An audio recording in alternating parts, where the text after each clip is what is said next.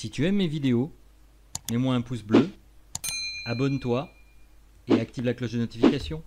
Peut-on définir l'art? Eh bien, c'est ce qu'on va tenter de voir aujourd'hui dans cette vidéo. Et vous allez voir que c'est pas si facile que ça de trouver une définition à ce qu'est l'art et à ce qu'est être un artiste.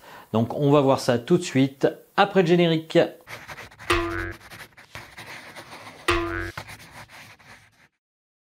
Bonjour et bienvenue sur cette chaîne. Alors je me présente, Philippe, et si vous ne connaissez pas encore ma chaîne, je vous invite à vous abonner à celle-ci parce que il y a une vidéo par semaine sur le sujet de la peinture en général, et donc pour vous abonner, vous appuyez sur le bouton abonner, la petite cloche, et comme ça vous recevrez toutes mes vidéos chaque semaine. Donc c'est parti pour ce thème aujourd'hui qui est de fait de définir l'art. Qu'est-ce que c'est que l'art?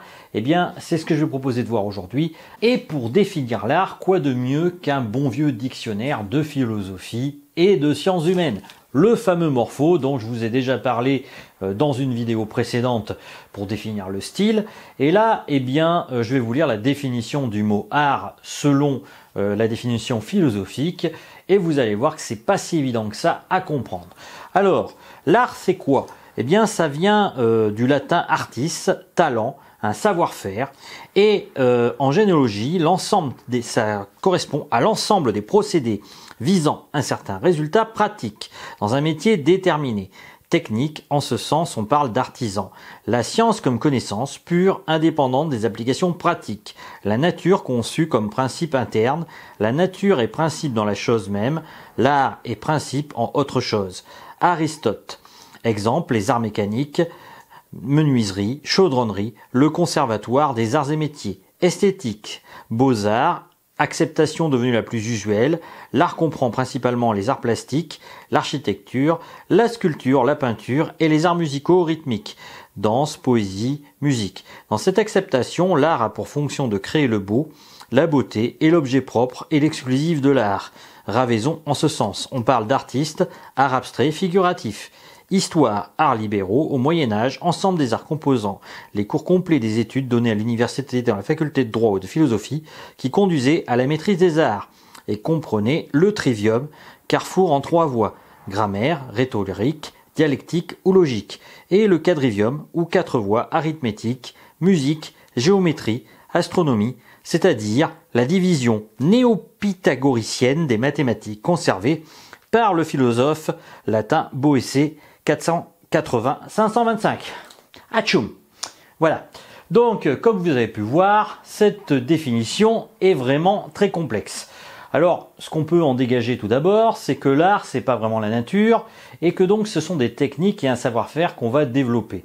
Alors, je sais que certains vont considérer que l'art, c'est viser avant tout à reproduire quelque part la nature et à faire une forme de réalisme. Seulement, quand on regarde dans l'histoire, l'art, ça n'est pas uniquement ça.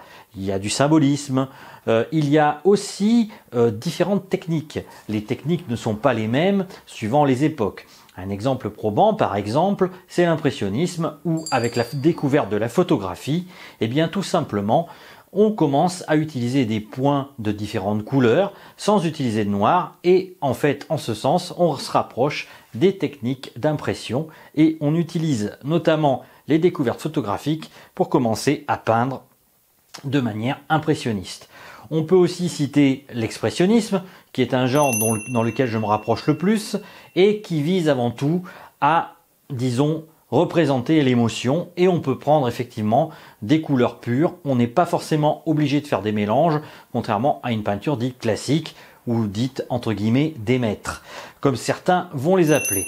Donc vous voyez, l'art est multiple. Il est différent. Alors je sais que certains vont dire aujourd'hui que l'art est dégénéré quand on parle d'art contemporain, et effectivement on peut se poser des questions quand on voit une banane scotchée par exemple dans des musées. Est-ce que c'est vraiment de l'art? Est-ce qu'il y a un fond? Eh bien c'est peut-être là justement le problème. Alors la définition que je vais vous donner, moi, elle m'est toute personnelle. Je n'ai pas prétention à vous dire ce qu'est vraiment l'art, mais je pense qu'en tout cas il est divers, il est multiple, et que à partir du moment où la démarche est avec un certain fond et un certain type d'apprentissage, même si la personne va vite dans son exécution, parce que bien évidemment, en art, ce n'est pas forcément la rapidité ou la lenteur qui va faire la qualité d'un travail artistique, eh bien, s'il y a un fond, si la personne en fait a voulu représenter une véritable émotion, qu'elle s'y est donnée corps et âme, eh bien on peut considérer que c'est de l'art et qu'il y a un fond. Alors moi je me posais justement cette question par rapport à l'art dernièrement, et puis je me suis baladé sur internet et je suis un journaliste qui s'appelle donc Denis Robert, qui a été dans l'affaire Clearstream. Alors il faut savoir que ce journaliste, au départ, ne pratiquait pas l'art, et je pense, enfin si je ne me trompe pas, que ce dernier s'est mis à pratiquer l'art suite aux déconvenues, disons, qu'il a pu avoir au niveau de la justice, lorsqu'il a voulu, entre guillemets, jouer le lanceur d'alerte et dénoncer, bien évidemment, l'affaire Clearstream. Alors, je ne vais pas rentrer dans les détails de l'affaire Clearstream. Ce qu'il faut savoir, c'est qu'en tout cas, ce journaliste a été blanchi et qu'en plus de ça, il a prouvé malheureusement un certain nombre de malhonnêtetés dans les milieux d'affaires. Ça, c'est pas nouveau. Malheureusement, ça continue encore de nos jours. Ce qui est intéressant, par contre, c'est de savoir qu'en fait, pour pouvoir justement résister à cette pression qu'il avait, eh bien, il s'est mis à exprimer dans ses tableaux et notamment par des écritures. Alors, je vais vous montrer une de ses peintures. Eh bien, il a dénoncé entre guillemets la torture psychologique qu'il pouvait subir, vu que ça lui a beaucoup coûté dans sa vie personnelle, d'après ce que j'ai compris encore une fois. Et de fait, eh bien, il a réussi sans doute à surmonter grâce à l'art. Et en même temps, dans ces toiles, quand on voit ces fameuses toiles, on s'aperçoit qu'en fait, il y a un fond et que justement, il y a un message sur ce qu'il a subi et sur ce qu'il a voulu faire par rapport à l'affaire Clearstream.